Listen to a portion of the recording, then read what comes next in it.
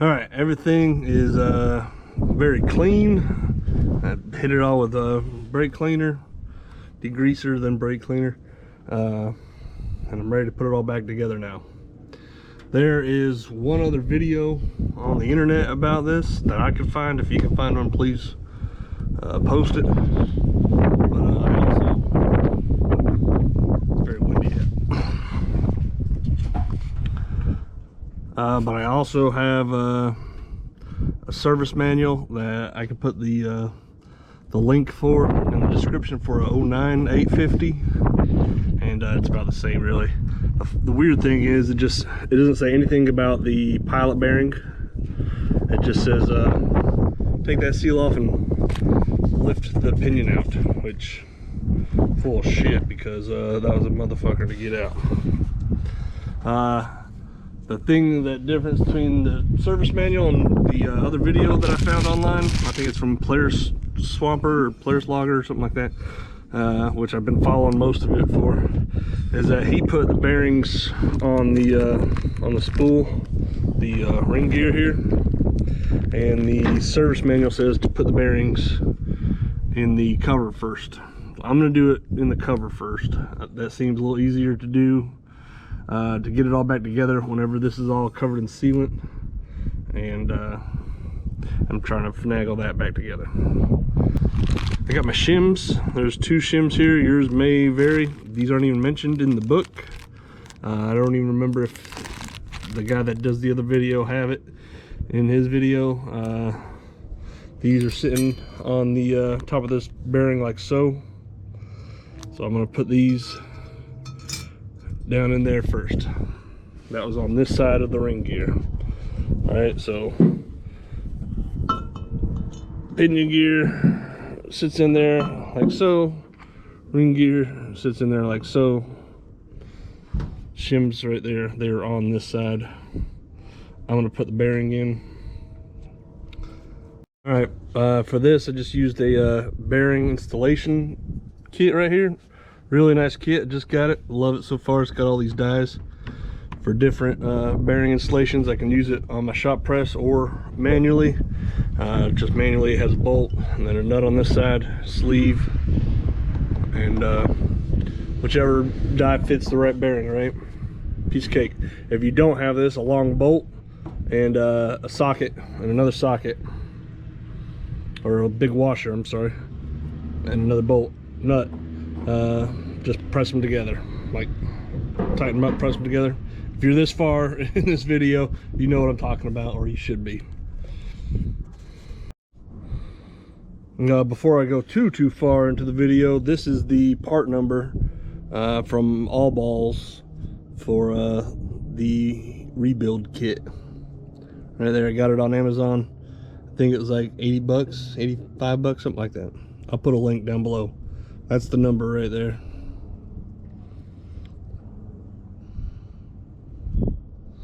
Yeah, I don't know if it'll focus on all the applicable models, but that's the part number.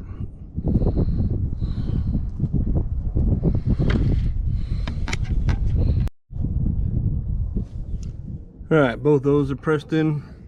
Shims on this side. You can see them there. Both pressed in good. You see with the shims, that one sticks out just a little bit further than the lip, right? Whatever, that's how it was made. Time for the pilot bearing. Pilot bearing, needle bearing, whatever you want to call it, has two sides. A flat side, which, man, I don't know if this will show up. Let's see, a flat side and a curved side. It's hard to tell unless you're looking at it. I hope it shows up on camera. The service manual doesn't even mention how to remove or install this thing. Just shows a picture of it. The other video on YouTube about this says to put the round side in first and the flat side towards the pinion shaft right there. So we're gonna do that. I can't do it one-handed, so you're just gonna have to see. for this pilot bearing, needle bearing, whatever you want to call it. It's not easy to get in there. I buggered up the edges of this real good. I don't know if you can tell, but I did when I was getting it out. So an 11/16 socket fits on there perfectly, and then I just got it on an extension and just kind of tapping it in there.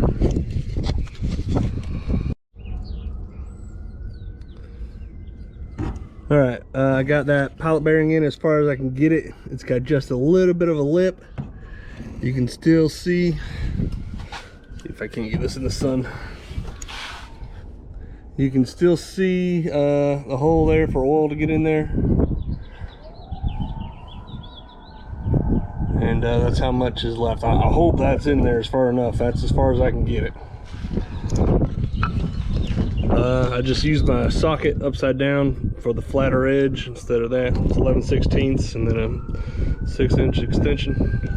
And I just hammered it in there carefully, tapping it in there. Tap, tap, taparoo. That other guy in the other video, he used this stuff, so I'm going to use it. Real thick oil, just additive. Right there. It says it's okay for differentials. Stop noise and wear in differentials, use 50 to 100%. No special additives. Alright, so I'm just going to use it just like he did. Just kind of pre-oil the bearings.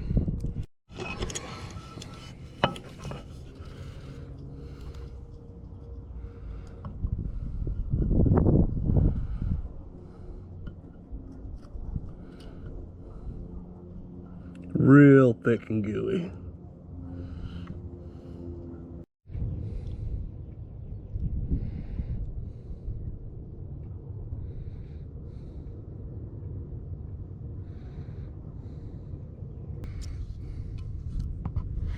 I don't care. See that? How thick it is?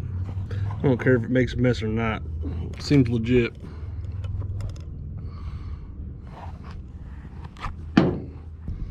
And since this has already been worn out once and chances are slim that it even stays together for a while, I'm gonna fill up a good portion of the diff with that shit too. I don't care.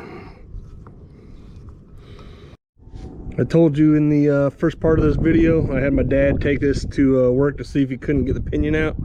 And either he or one of his lackeys fudged up the threads on the pinion nut here, or the pinion gear, wherever the nut goes on. All right, so I'm gonna take a little triangle file here, and I'm gonna try to clean up the threads best I can, just by taking the corner and running it through there, right? Just like so. I'm doing that softly so I can do it on camera, but you get the point. Just clean up the threads a little bit. And now it goes on finger tack. No problem. If you got a tap and die kit, obviously use that, but if you don't, that file trick works pretty good. Way easy on these bigger threads, but works on the small ones too. Piece of cake. All right, this is how I did it. It's in there. I took the old bearing, which this one's ruined. I slid it over the top, and then I just kind of tapped it around with a rubber mallet or dead blow, preferably not a hammer. Get it in there real good, and then once I got it set down in there, I just kind of kept tapping. I put the nut on here so I didn't mess up the threads any, and then just kept tapping away at it till it's down in there. You really got to pray that one of the needles didn't fall out, because there's no way to check. But sounds good in there, and there is more than enough room for the snap ring to go in. So we'll put the snap ring in and then the O-ring. Alright, that's all back together. Snap ring in, O-ring on. I added the Lucas oil stabilizer to it. Real smooth. One thing I want to touch on real quick is that while I was doing my research, to rebuild this thing. Looks like from like 09 to 18 they used straight cut gears. In 19, which mine is, they switched to spiral cut gears. I don't know if you can see that, but they're spiral cut. And then turns out those are shit, so they switched back to straight cut gears. Something to think about if you own a 19. If this breaks and you got to buy another one, don't buy one that's for a 19. Buy one that's for an older one or a newer one. Just a little tidbit there, just to prevent you from buying the shitty gears again. I guess the spiral cut ones, they naturally press away from each other, and when that happens, of course, the housing breaks. I think what saved me was that I have a Checo Racing diff brace. If you don't have one, pretty much order everything from Checo Racing that you can. I don't think I have. The only thing I don't have right now, I don't know if I have a front frame brace. I think I do. I don't have the belt box brace, which I probably will end up ordering. Anyhow, just something to add to your mental toolbox there. All right, that side is in, and I just used the bolt and washer method to get it in there, press the bearing on. Gonna make sure that the pinion and the ring gear in the right position when you press it in, so that way you don't jam shit together that ain't supposed to be together. All right, now I got plenty of RTV on there, just ultra black RTV right there. Used liberally, probably used too much, but whatever. All right, then next is to put your other case half on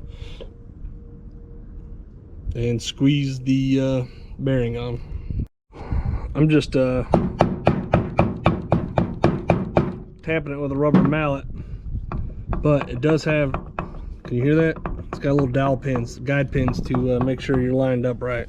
So make sure if you're pressing it or using a mallet like I am, or whatever you're using, the socket and the bolt, make sure those pins are lined up. All right, I'm gonna go ahead and finish putting this on.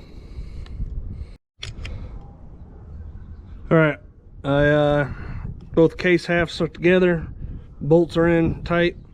I did have kind of a scare. I did not have the bearing pressed all the way onto the cases. I thought I did, so everything was great until I went to once I tightened these nuts and bolts, or the bolts down, it wouldn't move at all. So I had to, it would only move if these nuts were, or if the bolts were loose. So took it all back apart, not all of it, just took the bolts out, loosened them up, and put the little bolt through there and squeezed it on both sides as best I could, and now no problem. Let's see here. Right there, can you hear that? Everything's nice and smooth. Now I'll do the seals. For the pinion seal, I used the old pinion bearing, which fits like a champ, and then I just tapped it all around with a mallet. That's in there, good to go. All right, that seal's in. What I did was same on the pinion. I used my bearing, my older bearing, to get it nice set and even. And then I just I got a composite ratchet, so anything will composite, that won't hurt the seal. I just went around and tapped it in. The service manual calls for it to be, I don't know what the exact measurement is, but just a hair below the surface here. So all good, all back together. I'm gonna put this nut on next and go from there. Torque on this pinion nut for the flange here is 90 to 110 foot-pounds per 2009 Sportsman 850 service manual. That's the best I got to go off of. Before you do that though, put some Loctite on there, and that way it doesn't come back off when you're riding around.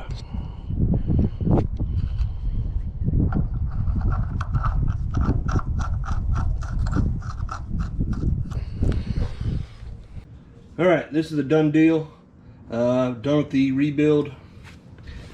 I don't know if that's normal or not. It sounds kind of like it's gonna growl some. Backlash feels good. I just don't know about that noise right there.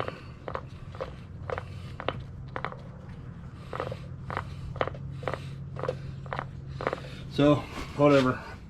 It's done. If this breaks or leaks like fucking sieve again, I'm just gonna buy a new one. I think Partzilla has them for about 680 bucks. Yeah. Like I said, the 19 models have spiral cut gear, so if you have to do this, don't get a 19 model. If I have to do this again, I may even look at getting one out of the Scrambler S model or Sportsman S model.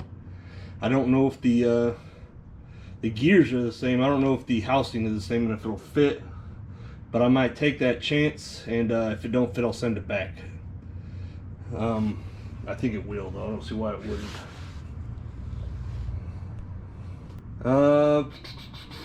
Lessons learned.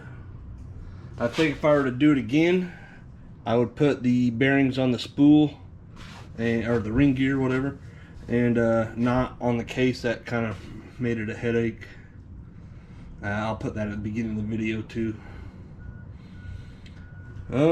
That's about it. That's all I got. I filled it back up with fluid. I put a lot of that Lucas oil in here, so we'll see how it does. Yeah, I don't know about that sound. Just it's full of fluid and it spins freely. Never know. Anyways, I know a lot of people are wondering how you get it out. That's how far you have to take everything apart to get it out.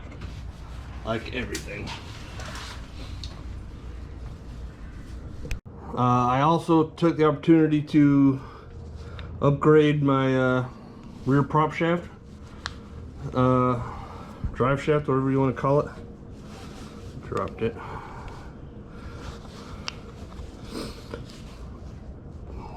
This is the stock one off the 19.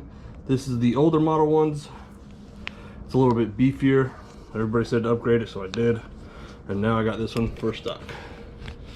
It's still in fairly decent shape. This front U-joint probably could be replaced. But anyways, went ahead and did that too.